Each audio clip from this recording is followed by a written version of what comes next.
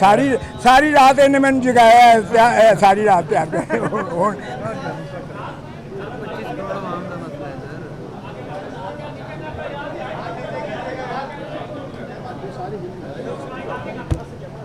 آپ جب کون آپ کا لیڈر ہے جب آپ بتائیں گے تو پھر ہم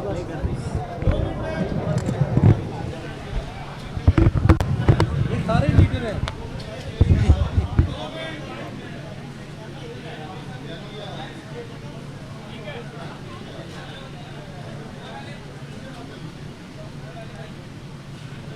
چلو بسم اللہ کریں.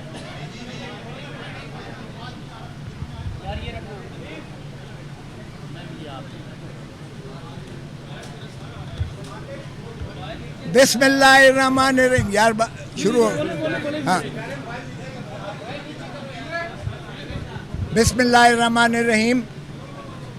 آج ابھی جو ہم کیس فوجی عدالتوں کی تشکیل اور ان پر سویلینز کے مقدمات کے بارے میں جو ہم نے عدالت عظمیٰ سے نالش کی تھی کہ یہ غیر آئینی ہیں اور غیر قانونی ہیں، اس میں آج شروعات 9 ججز کے بینچ سے ہوئی.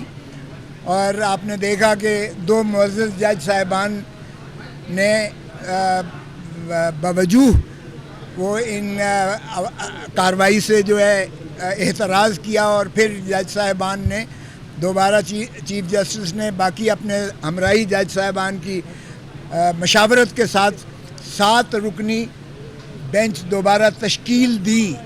تو یہ ابہام نہیں ہونا چاہیے اب کہ 9 تھے، 9 سے 7 کیسے بن گئے. تو یہ 7 رکنی بینچ ہی اب یہ سن رہا ہے، اور یہ بینچ کی تشکیل 9 ہوئی ہے. خدا را پھر 9 اور 7 کا نہ شروع ہو جائیں، کیونکہ یہ سپریم کورٹ ہے، اور سپریم کورٹ کے جج صاحبان نے، جس میں جسٹس منصور علی شاہ صاحب بھی شامل ہیں، جس میں جسٹس یحییٰ افریدی صاحب بھی شامل ہیں، اعجاز الحسن صاحب بھی شامل ہیں، جسٹس منیب اختر صاحب بھی شامل ہیں، مظاہر علی اکبر نقوی صاحب بھی شامل ہیں، اور عائشہ ملک صاحبہ بھی شامل ہیں. یہ 7 ججز پر مشتمل. باقی 6 جج یہاں نہیں ہیں، لاہور میں نہیں، اسلام آباد میں نہیں ہیں، ورنہ ہماری استدعا تھی کہ فل کورٹ بیٹھے، یعنی 15 کے 15 جج صاحبان سنیں.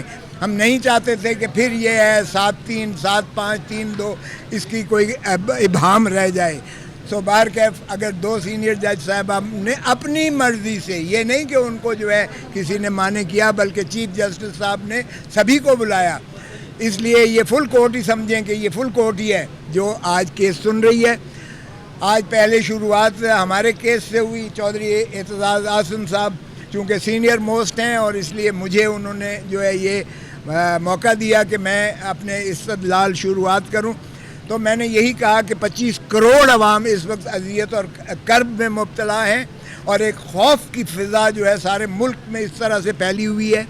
آپ نے سنا جج صاحب نے بعد میں، چیف جسٹس صاحب نے آخر میں یہ بھی کہا، اور اٹارنی جنرل نے تسلیم کیا کہ اگر وکلاء کو جو ہے ہراس کیا جا رہا ہے، عزیر بھنڈاری کو اٹھا لیا گیا 4-6 گھنٹے، میرے گھر پر حملہ ہوا، وہ بھی چیف صاحب نے ذکر کیا، اگرچہ میں نہیں چاہتا تھا کہ وہ ذکر ہو. میں نے یہ ضرور شکایت کی کہ دیکھیں میں اٹارنی جنرل ہوتے ہوئے، سینئر موسٹ وکیل ہوتے ہوئے، میں اپنا پرچہ نہیں درج کروا سکا.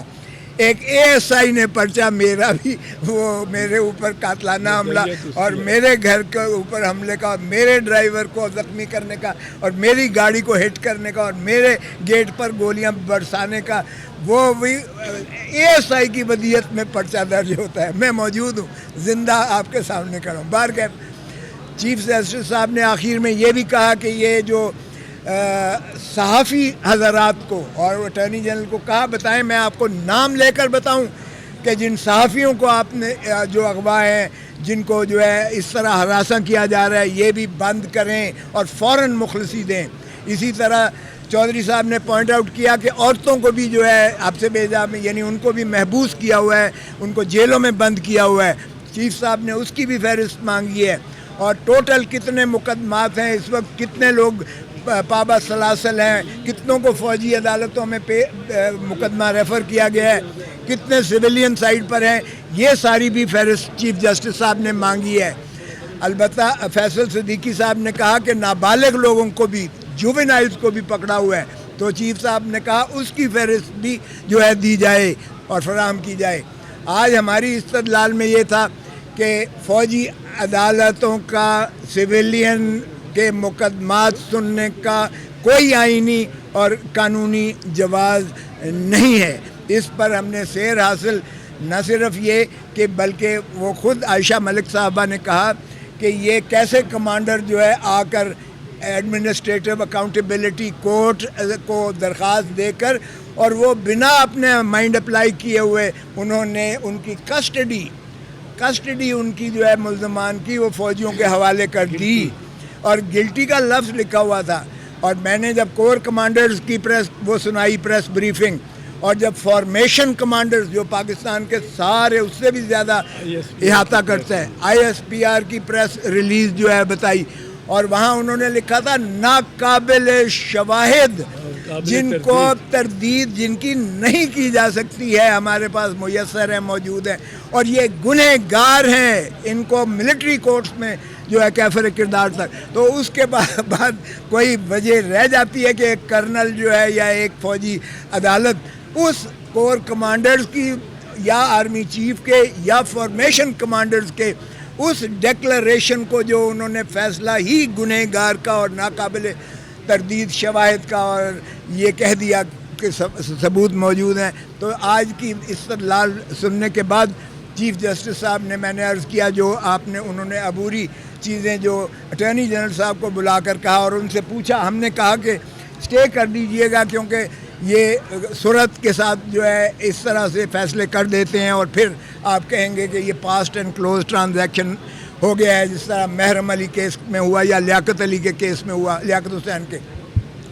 चीफ जस्टिस साहब ने अटॉर्नी जनरल से पूछा और उन्होंने कहा कि अभी कोई केस जो है समाअत नहीं हो रही है, तो इस पर उन्होंने कल के लिए तारीख़ दी है और कल अब बाकी वकला को भी सुनेंगे। हमारी जो है उन्होंने कहा है कि 9:30 बजे कल शुरू करेंगे और इसको जितनी जल्दी से जल्दी इसको निपटाएंगे क्योंकि ये अवाम और नास के बुनियादी हकूक़ का मसला है जिसमें फ़ौजी अदालतों का क़याम ये दोहरे पैरेलल जुडिशल सिस्टम के मुतसादिम है, ये बुनियादी हकूक़ को जो है ज़ब्त देता है, ये due process of law article 10A की नफ़ी करता है, ये बैनुल अक़वामी क़वानीन की भी नफ़ी करता है जिसका मैंने उन्हें हवाला दिया और कल उनको किताबचा भी दूंगा जिसमें दुनिया में हमारी जो है रुसवाई हो रही है कि फ़ौजी अदालतें इंसाफ तो क्या इंसाफ का कत्ल कर रही हैं। तो इसलिए चौधरी साहब से मैं अर्ज़ करूंगा कि बाकी है आप। अस्सलाम वालेकुम। मैं हाँ सही बात, इतना ही ठीक है, वो मैं सिर्फ इधर करीब ठीक है। मैं सिर्फ ये अर्ज़ करना चाहता हूँ कि आज जो सबसे बड़ी कामयाबी हमारी है, आप देखें कि हमने 9 जजेस जो फुल कोर्ट था, इफ़ेक्टिवली फुल कोर्ट था, क्योंकि बाकी जजेस अवेलेबल नहीं है, वो हमने बनवा दिया। अब ये बड़ी, हमें तो इसकी बहुत इत्मीनान था, फैसला इधर का हो उधर का हो।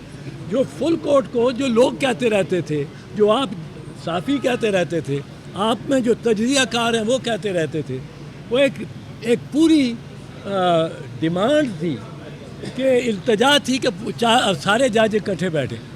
आज वो हो सका। अब उसमें ज़रा हमें इस बात पे कुछ बीच में टेस्ट अच्छी नहीं रही कि 2 जज साहबान ने, सीनियर तरीन जज साहबान ने इस बेंच से उठ के चले जाना मुनासिब समझा। हमने उनकी मिन्नत की, काजी फैज़ ईसा साहब की और सरदार तारिक मसूद। खोसा साहब ने तो जनाब फैज़ ईसा साहब को मुबारक भी दी कि वो आज चीफ जस्टिस डेजिग्नेट हो गए।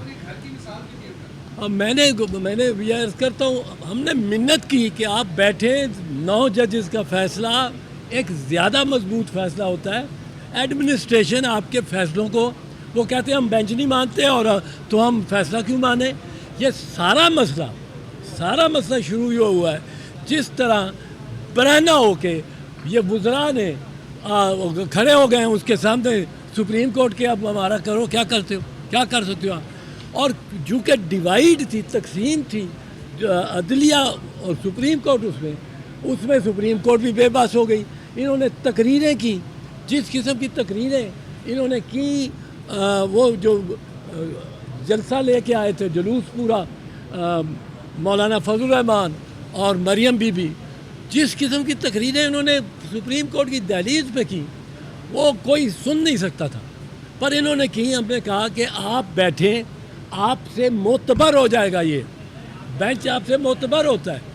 اور میں نے تو یہ بھی کہا کہ آپ کے گھر کے اندر اگر تنازع ہے، اگر آپ کا گھر کے اندر تنازع ہے، آپ درست طور پہ چیف جسٹس کے اختیارات کو کم کرنا چاہتے ہیں، اس کی ثوابدید کو کم کرنا چاہتے ہیں، بینچز بنانے کی، کیس لگانے کی، اس کی ثوابدید، اور 3 ممبر کمیٹی چاہتے ہیں، یہ بالکل ہم آپ کو سپورٹ کرتے ہیں.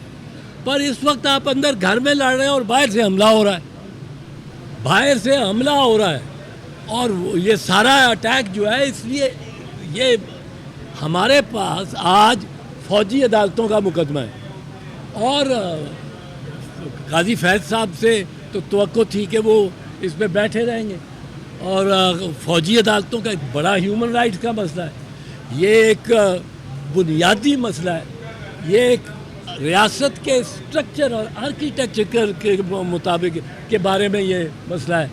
ہم نے تو منت کی، کھوسا صاحب نے بھی منت کی ان کو مبارک دینے کے علاوہ، پر وہ نہیں مانے، اور ہمیں اس کا ذرا افسوس ہے. مان جاتے، 9 جج بیٹھے ہوتے، 9 ججز میں سے ہماری چاہے اقلیت نکلے، کیونکہ یہ دونوں جج طارق مسعود صاحب اور فائز عیسیٰ صاحب تو سمجھے جاتے ہیں عرف عام میں کہ یہ چیف جسٹس کے خلاف ہیں.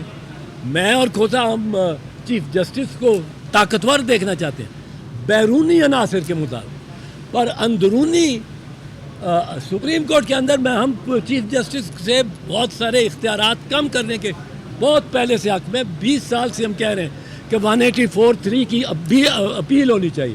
یہ اپیل لا رہے ہیں، بہت اچھی بات ہے، پر وہ اپیل ہوگی آئینی ترمیم کے ذریعے، آئینی ترمیم کے ذریعے. اس کا میں اس میں جانا نہیں چاہتا، پر بہرحال آج ہم بڑے مطمئن ہیں.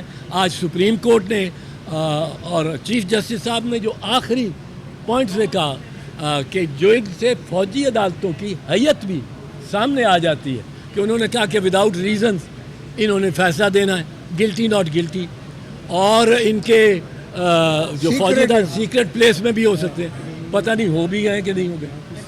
کیسی عدالت ہے جہاں وکیل پیش ہی نہیں ہو سکتا، اور وکیل اس میں چاہے پیش ہونا ہو، یہ عدالت کیسی ہے. انہوں نے پوائنٹس ریز کیے چیف جسٹس صاحب نے. آج کل ہم سمجھتے ہیں، کیونکہ پھر چھٹیاں عید کی بھی آ رہی ہیں اور سپریم کورٹ کی بھی چھٹیاں ہو گئی ہیں، کہ کل امید ہے ہمیں کہ کوئی عبوری فیصلہ آ جائے گا، پر یہ عدالت میں اور اس کی کارروائی پہ دیکھیں گے.